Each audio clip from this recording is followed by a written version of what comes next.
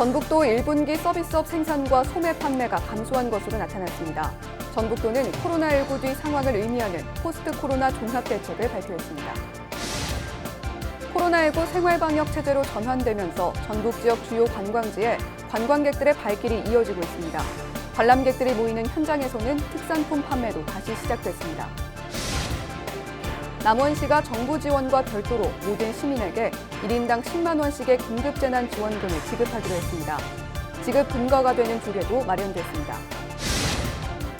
아내를 폭행해 살해한 뒤 시신을 유기한 혐의로 구속 기소된 50대에 대한 항소심에서 무기징역형이 선고됐습니다. 재판부는 피고인이 자신의 잘못을 인정하지 않고 있다며 항소를 기각했습니다. 헬로티비 뉴스 전북 지금 시작합니다.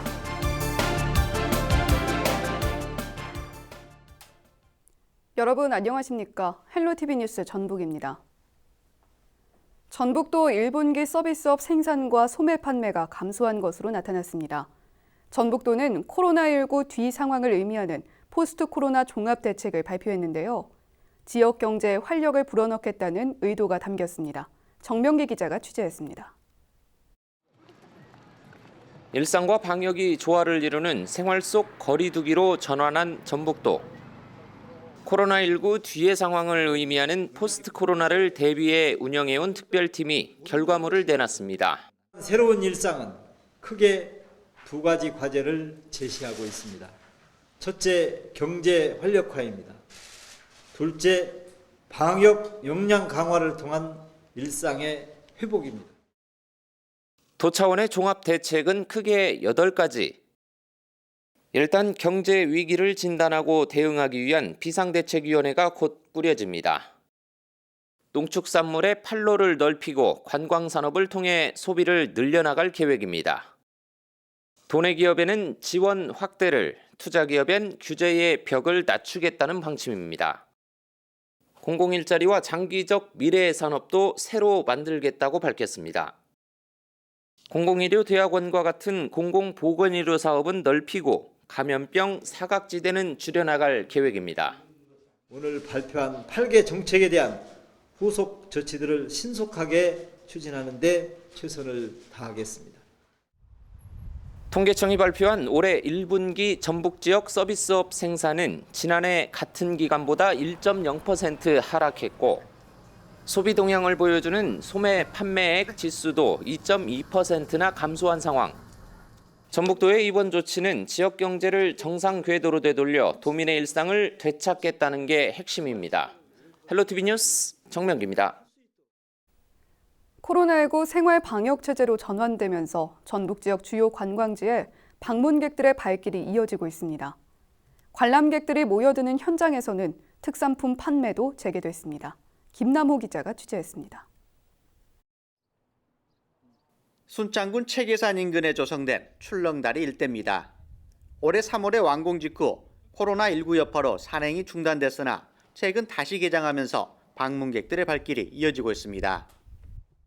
코로나 때문에 이제 여행 가는 것도 조금 눈치 보이고 음식점도 제대로 잘 못 갔는데 이제 어버이날 기념으로 다 같이 왔는데 이제 공기도 마시고 그리고 출렁다리 이렇게 위로 올라와 보니까 더 멋있는 것 같아요. 좋은 것 같아요. 270m 규모로 조성된 체계산 출렁다리는 다리 기둥이 없는 국내 무주탑 현수교 가운데 가장 깁니다. 방문객들이 늘어나면서 특산품 직거래 매장도 다시 활기를 되찾고 있습니다. 방문객이 조금 이제 저희가 아무래도 많이 줄어든 부분이 있어서 매출도 그렇고요. 이제 마을 활성화에 조금 어려움이 있었는데요. 이제 지난주부터 이제 좀 완화가 됐잖아요. 예, 그 이후로부터는 이제 방문객도 되게 많이 늘었고요. 코로나 때문에 저희가 농민들이 생산하는 게 많이 판매가 안 되고 있어요. 이제 많이 이제 소비를 조금 해주시면은 많은 농민들한테 도움이 될 것 같습니다. 순창군은 코로나19 생활 방역 체제로 전환 후 방문객들이 늘어날 것으로 보고 용골산 자연휴양림을 비롯한 주요 관광지 재정비에 나서고 있습니다. 섬진강을 한눈에 내려다볼 수 있는 하늘길 조성 사업과 자연 속 산림 휴양관을 통해 또 하나의 순창 대표 관광 사업을 만들어 나가겠습니다. 하지만 코로나19 여파가 완전히 해소되지 않으면서 방문객들은 대부분 마스크를 착용하고 산행 입구에서는 소독제를 사용하는 모습들도 보였습니다. 국내 코로나19 확진 환자 수 감소로 생활 방역 제재로 전환되면서 시민들의 야외 활동이 조금씩 늘어나고 있습니다. 헬로티비 뉴스 김나옵니다. 전북 지역에서 자가격리 중이던 40대가 무단으로 이탈했다가 3시간 만에 경찰에 붙잡혔습니다. 전북경찰청은 자가격리 중이던 41살 A씨가 지난 5일 밤 8시 30분쯤 격리 장소인 부모님 집을 나와 택시를 타고 고속버스 터미널로 이동하는 것을 포착해 붙잡았다고 밝혔습니다. A씨는 지난 2일 일본에서 인천공항으로 입국해 16일 자정까지 자가격리 의무 대상이었습니다. A씨의 부모는 딸이 자가격리 중에 일본에 가겠다며 집을 나갔다고 경찰에 신고했습니다. 아내를 폭행해 살해한 뒤 시신을 유기한 혐의로 구속 기소된 50대에 대한 항소심에서 무기징역형이 선고됐습니다.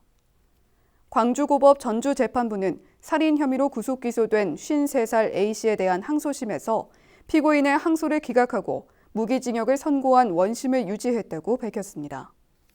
재판부는 피고인이 범행 뒤 구호 조치 없이 시신을 버리고 도주한 데다 자신의 잘못을 인정하지 않고 있다면서 원심의 형이 재량을 넘어설 정도로 무겁다고 볼 수 없다고 판시했습니다. A씨는 지난해 3월 군산시 조촌동 자택에서 아내를 때려 숨지게 한 뒤 농로에 버리고 도주한 혐의로 구속 기소됐습니다. 더불어민주당 전북도당은 제21대 국회의원 당선인 9명이 전 국민에게 지급되는 긴급재난지원금을 기부한다고 밝혔습니다. 전북도당은 국가 위기 극복에 앞장서겠다는 의지의 표현으로 당선인들이 기부를 결정했다고 설명했습니다. 기부금은 실직자 지원과 고용 유지에 사용될 예정입니다.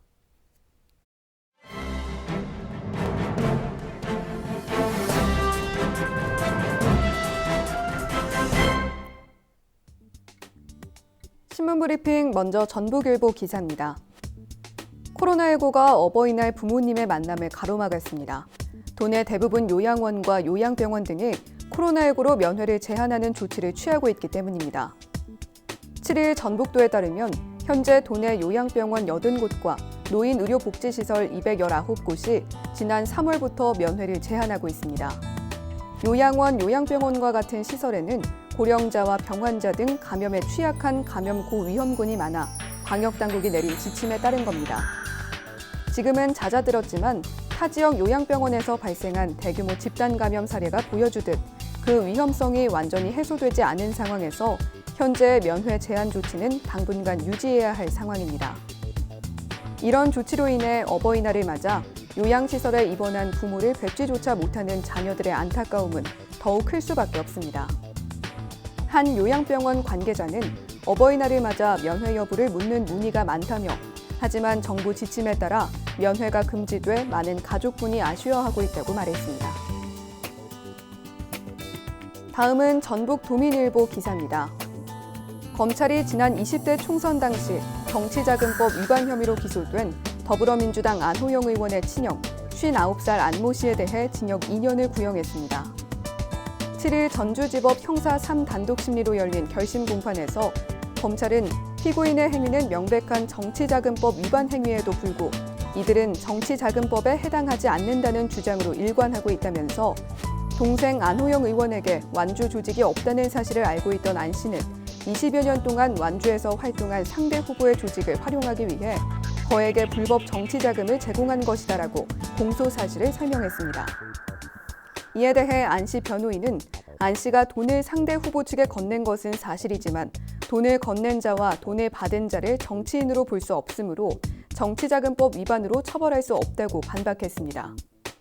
안 씨는 최후 진술에서 잘못된 행동으로 무리를 일으켜 죄송하다고 말했습니다. 안 씨는 지난 20대 총선에서 완주, 진안, 무주, 장수 지역 국회의원 선거에 출마한 A 후보 관계자에게 돈을 주고 안 의원의 선거운동을 돕게 한 혐의를 받고 있습니다. 한편 안 의원 선거 캠프의 총괄 본부장과 완주 지역 책임자에게는 징역 1년에서 1년 6월을 구형했습니다. 지금까지 신문브리핑이었습니다.